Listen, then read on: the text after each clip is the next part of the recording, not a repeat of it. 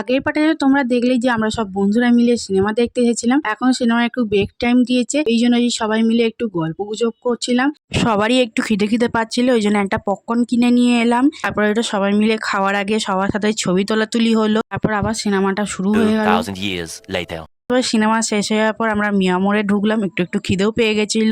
সবাইকে জিজ্ঞেস করছিলাম সিনেমাটা কেমন হয়েছে, সবাই বলছে খুব ভালো হয়েছে। আমারও বেশ ভালো লেগেছে সিনেমাটা। এখানে অনামিকা মাফিন নিয়ে নিয়েছে, ওর থেকেও আমরা সবাই খেলাম। তারপরে এখানে চিকেন প্যাটিস নিয়েছিলাম আমরা সবাই, সেটা খেয়েছি। আমি এখানে চিরশ্রীর পেছনে প্রচন্ড লাগছিলাম আর সবাইকে জিজ্ঞেস করছিলাম তোরা কি খাচ্ছিস বল। তারপর দেখতে দেখতে সন্ধ্যে 5টা-6টা বেজে গেছিল, আমরা বসে একটু আড্ডা দিলাম। তারপর চলে এলাম চিরশ্রীর বাড়িতে।